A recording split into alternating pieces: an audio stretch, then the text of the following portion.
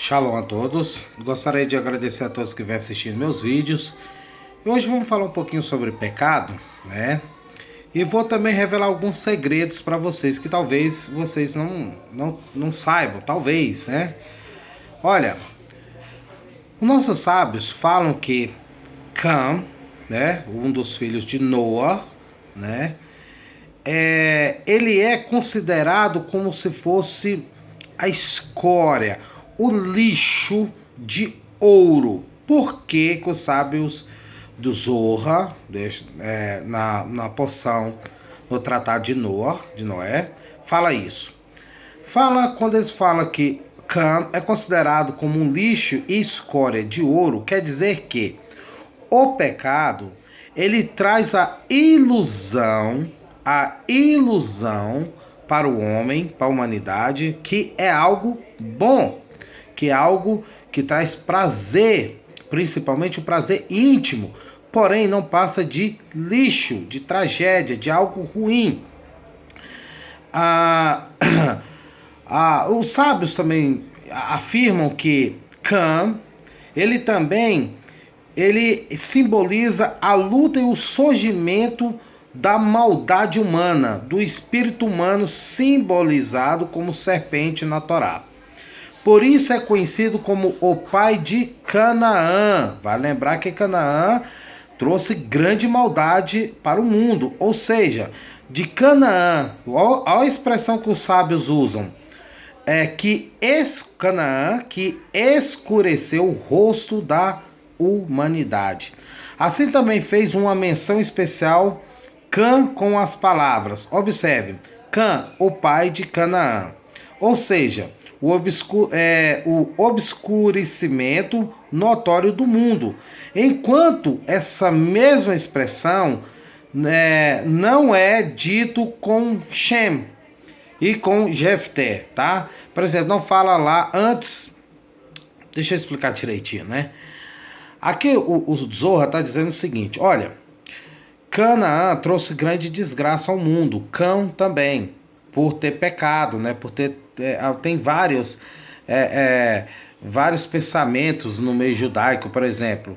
Quando Cã viu a nudez do seu pai, alguns sábios dizem que ele tentou relacionar com a sua mãe, né, cometendo incesto, já que a Torá deixa bem claro que aquele que vê a nudez da esposa do seu pai é como se visse a nudez do seu próprio pai. Outros sábios dizem que Cã tentou ter relações homossexuais com Noa. Então aqui está falando dessa maldade, desse pensamento maldoso, cruel, ruim de Cã, tá? E ele fala que é muito interessante, porque a Torá, antes de começar a falar, antes de falar das descendências de Cã, de Shem, de Jafé, já fala que Cã, pai de Canaã. Como assim? Falar antes de Cã ter Canaã. Então é isso que eles estão falando.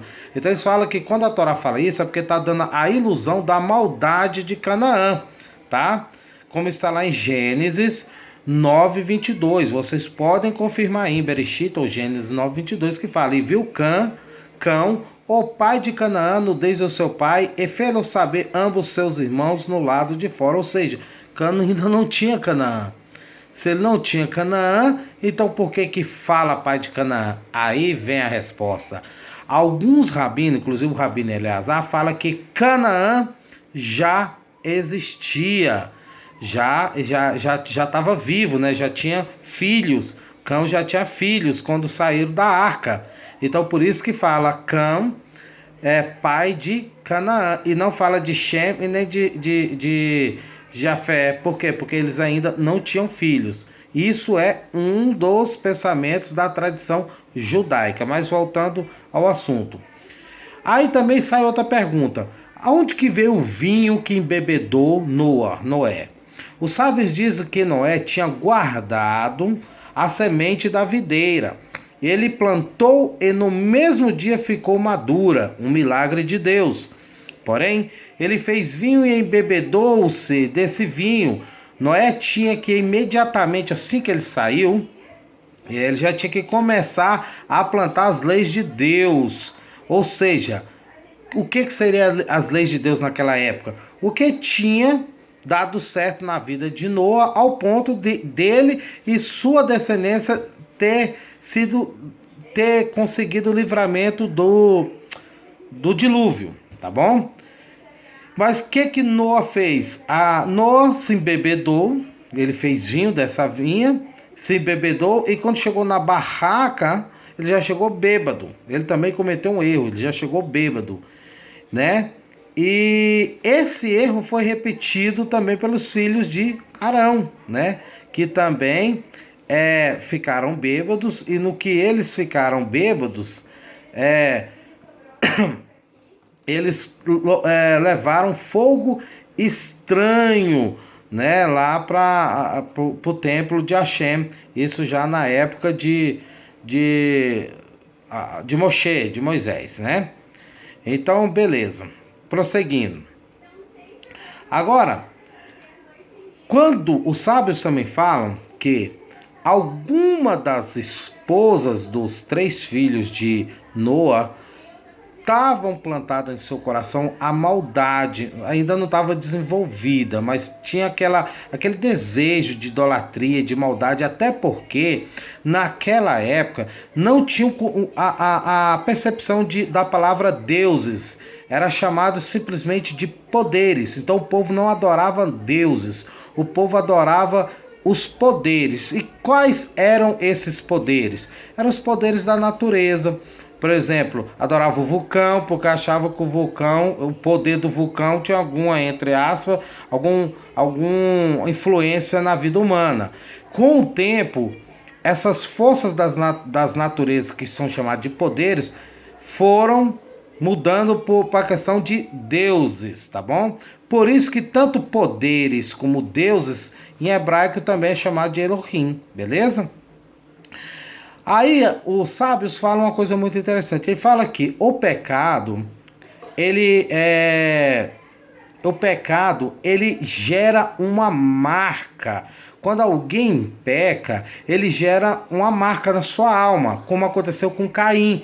Quando Caim peca, Deus, bendito seja ele, a Torá deixa bem claro que Deus põe uma marca em Caim para que ninguém o mate, né?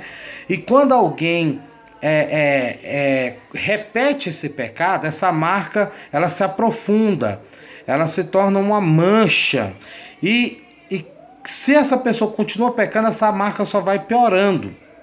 E olha o que o Taná fala em Jeremias 2:22, explica o que essa marca traz de desgraça para uma pessoa e para a alma dessa pessoa. E fala assim, Jeremias 2:22. Por isso, ainda que te laves com salitre e amontoes sabão, a tua maldade está gravada diante de mim, diz o Senhor Deus. Jeremias 2:22. Mas também, o Taná, ele fala o seguinte, que a qualquer maldade que o pecado, e esse pecador reconhecer que pecou e não praticar mais, essa marca ela é excluída, ela é tirada da pessoa, como aconteceu com Davi. Davi ele era muito mulherengo, muito mau, ele era cruel, né? Ele era justo, mas ele era cruel.